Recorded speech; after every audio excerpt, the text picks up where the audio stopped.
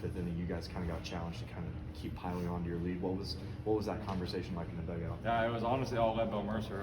He kind of put the foot down and told us like now was the time to go.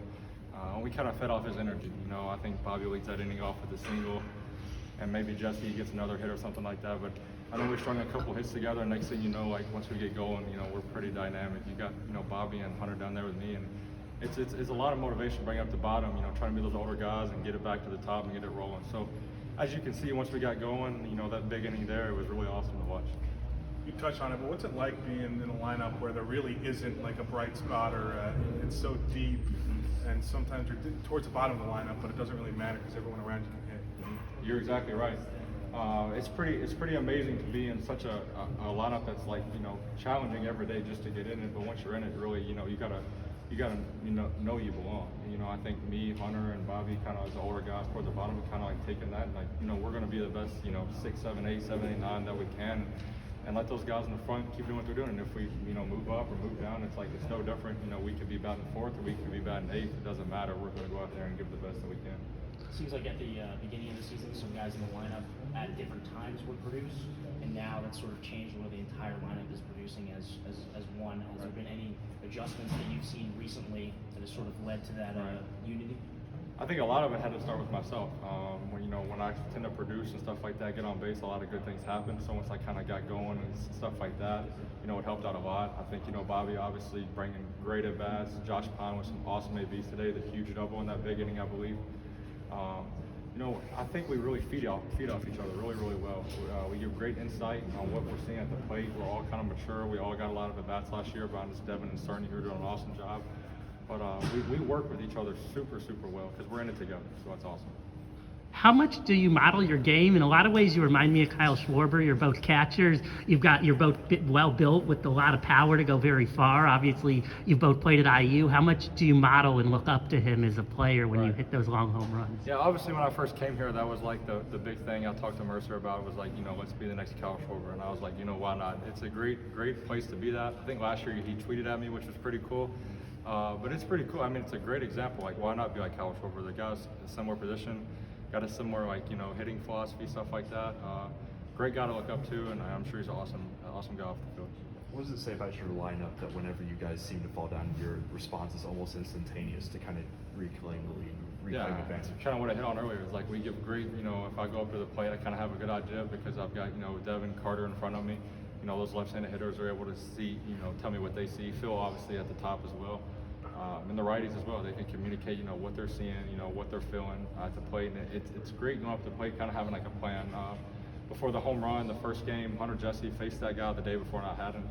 And he was able to give me like a great, idea of what was coming, how to get ready for the guy in the box because he's a little weird. So stuff like that is kind of what makes our lineup so unique. You guys are down 3+ runs a couple of times this weekend. What's kind of the approach in the box when you're down like that? I don't think it alters a whole lot at all.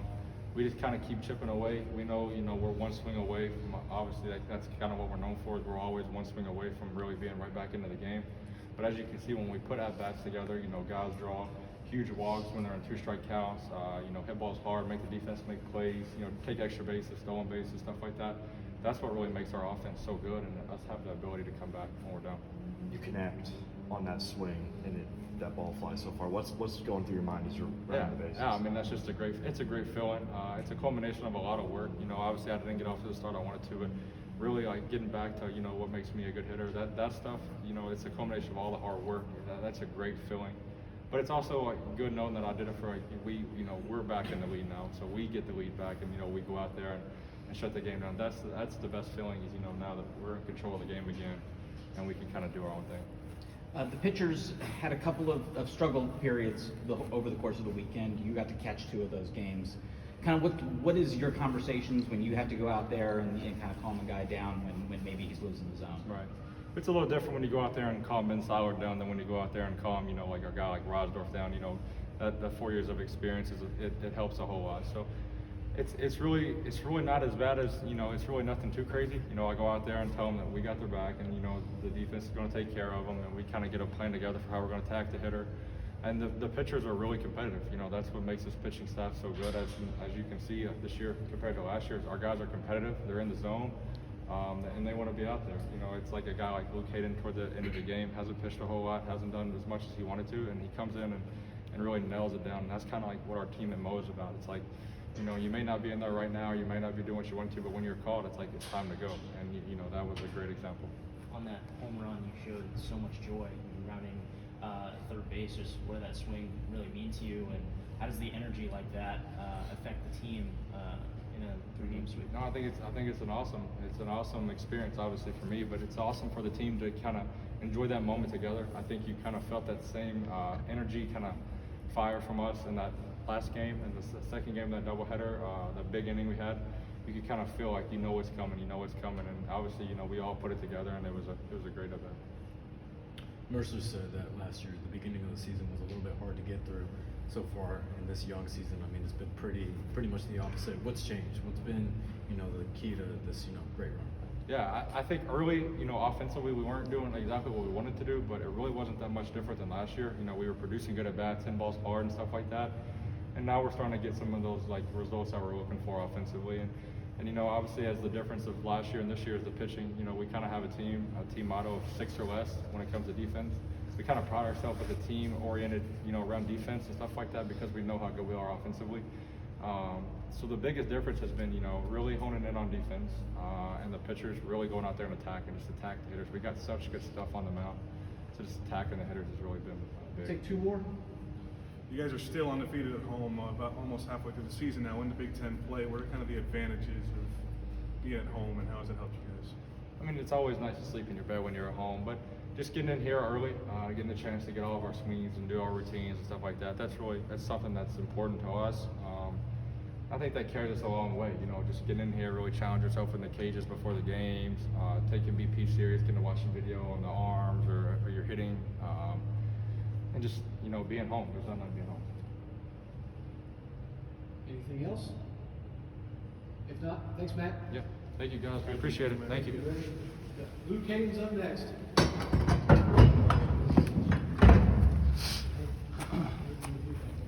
How nice is it to have a nice day and a full house to pitch in front of? It hasn't, obviously the weather's been terrible, so the crowd hasn't been quite as big. Today it was finally sunny out, and you had and the stands were nearly full. How much does that help your pitching, and how great was it to see the big crowd? I think it helps out so much knowing that, you know, there's 2,000 more people behind you guys, or behind our team, and we haven't had the best weather this spring. But you know, the one time we have a doubleheader at 60 and sunny, and we pack out the BART, and it was awesome to see. There were no sweeps last year. This is the first conference sweep for well over a year. You're a hometown guy.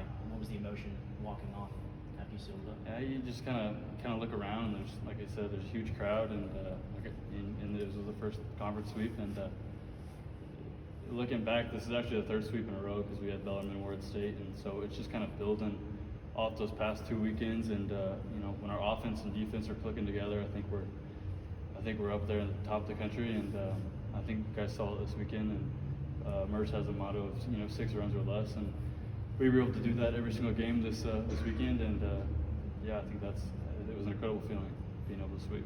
Your opportunities have kind of been a little bit more sparse this season so far, but you're out there in the 9th inning, your medal's being tested after that home run. What are you telling yourself, trying to compose yourself as you go out there and try and close it out? I mean, it was a solo home run, and you know, I'm not going to let it become a thing. Like, I just get back on the mound and go right back at the next hitter. Yeah, my thing was just don't let it spiral out of control. Maintain control of that inning, even though you give up a home run. Like, just get right back on the mound and go back at the next hitter. Going off of that, you close it out. What are you feeling in that moment? Like, I've been out for a couple weeks, and so it was obviously nice to get back out there and to be in that big moment in a conference game. It was a really good feeling. Really pumped up for the team. Yeah, it was a really, really, really good feeling. After that injury, what was the process like getting back onto the field? Well, luckily it was my left hand, so I was able to still grip with my left hand, but my wrist was kind of messed up.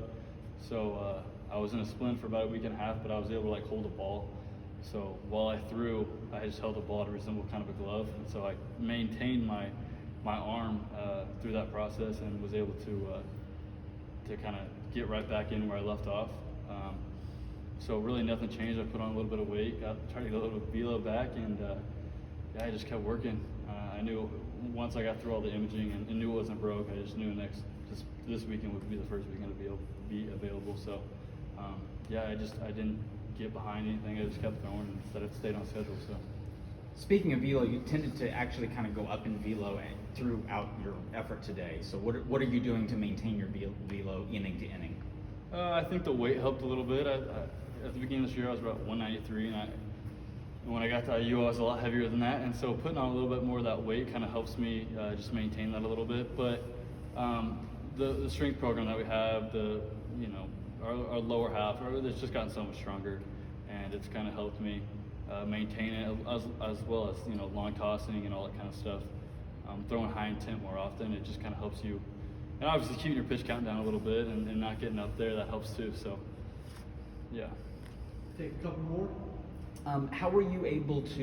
I mean, you've had some situations where where free passes have kind of snowballed, and you had one, but it didn't snowball. What was going through your mind? How were you able to refocus and get back on it? Well, for me, that kind of stems back to last year where I was kind of up and down a lot, and I'd have outings where I would let innings spiral out of control if I had a freebie. But that was kind of the big thing from last year, and something that Merce always preaches is like last year was a learning experience. We were super young, and so kind of taking that into this year, I'm able to control my thoughts a lot better. And if I walk a guy or a guy hits a home run, it's like, oh well, big deal.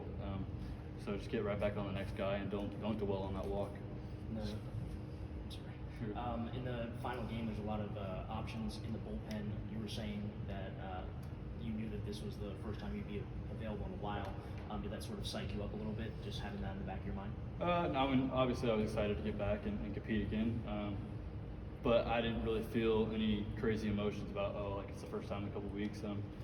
They prepared us well. Our live ABs have been so game realistic that I feel like I really haven't missed a beat. So I just knew what I had to do and just try to go out there and do it. Anything else? If not, thanks, Luke. Thank you.